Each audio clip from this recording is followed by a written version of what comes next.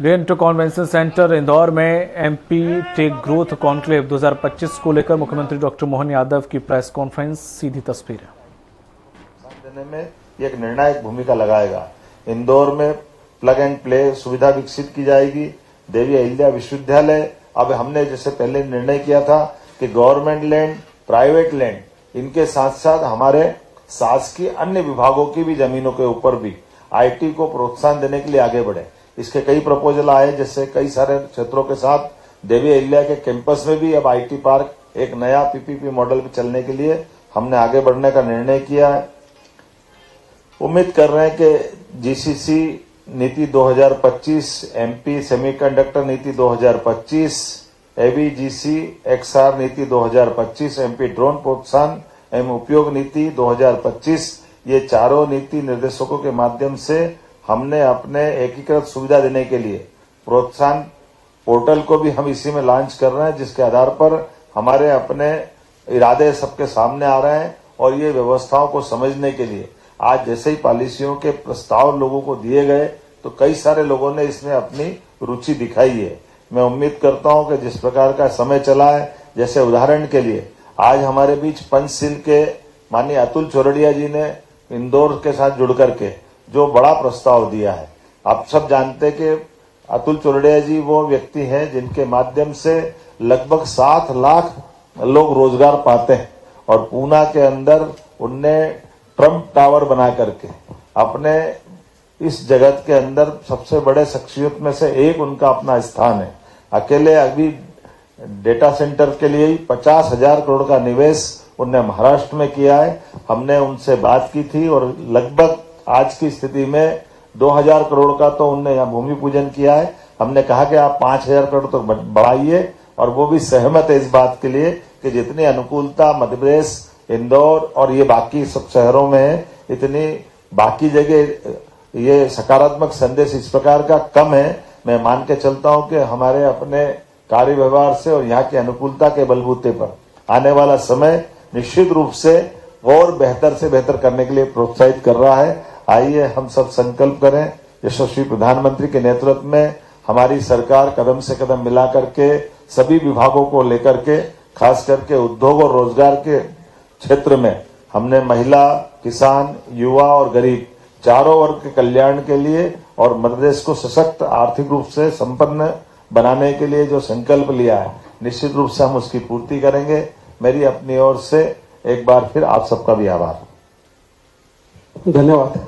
1, 2, 3 प्रश्न पूछा पहले। एक मिनट पहले अपन एक चलते हैं। आप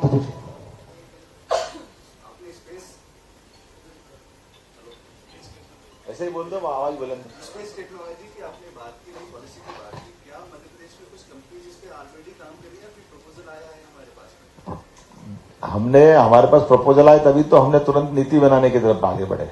नीति बनाने से जो इस जो इंटरेस्टेड लोग रहते हैं उनको सरलता हो जाती है, हमारे इरादे स्पष्ट होते हैं, काम के युक्तियुक्तकरण करते हुए सरलीकृत व्यवस्था बना दी जाती है। राजेश जी, मुख्यमंत्री जी, आपने जो एक नवाचार किया मध्य प्रदेश में कि अलग अलग रीजनल आपने कॉन्क्लेव आयोजित की, जिसके कारण सब जगह अलग अलग सेक्टर के लोग आ रहे हैं, उद्यमी भी आ रहे हैं और एक नई संभावनाएं बनी मध्य प्रदेश में।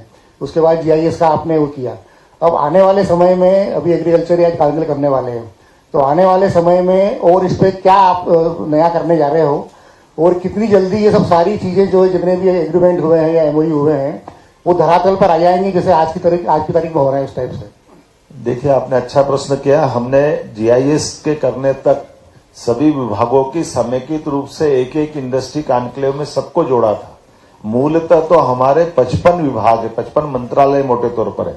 ऐसे में बड़ी संभावना, जैसे माइनिंग का सेक्टर, हेल्थ है, एजुकेशन है, कई प्रकार के निवेश के बहुत बड़े पैमाने पे क्षेत्र हैं। हमने धीरे धीरे सने सने सब विभागों के लिए जो 18 पॉलिसियां पहले दी है, आज साइंस टेक्नोलॉजी की 4 पॉलिसियां आज हमने अनाउंस की है, तो ये 22 पॉलिसियां हो गई।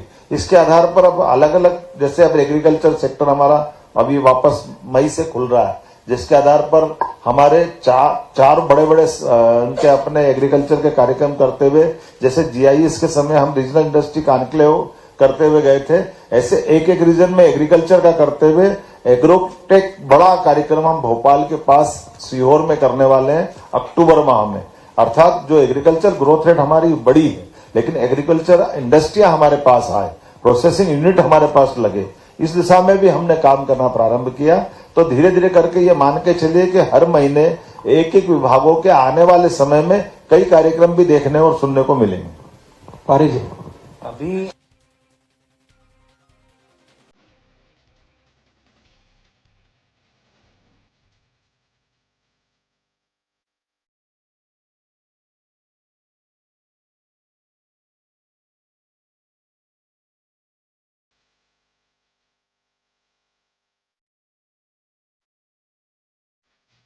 दोहा है कबीरदास जी का, धीरे धीरे रे मना धीरे सब कुछ होए, माली सींचे सो घड़ा ऋतु आए फल होए। सब होएगा, चिंता मत करो, धीरे धीरे सब होएगा।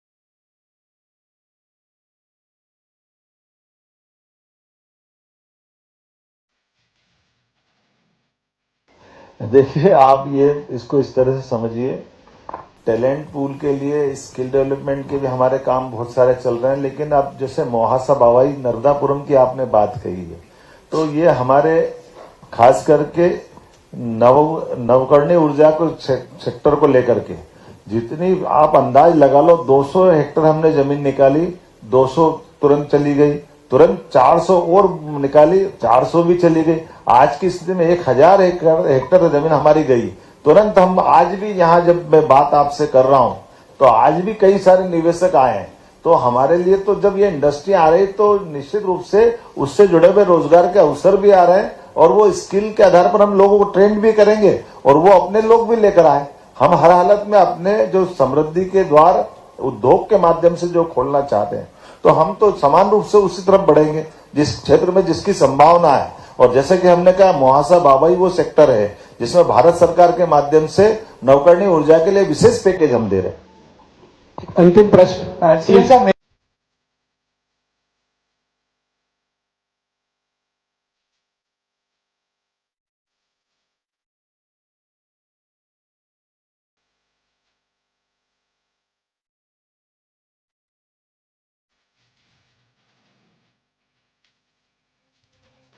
वाले अभी उद्योग धंधे करने तो भैया, उद्योग धंधे की बात करो यार, फिर तुम धीरे से राजनीति में आओगे। Thank you so much, thank you, बहुत बहुत धन्यवाद।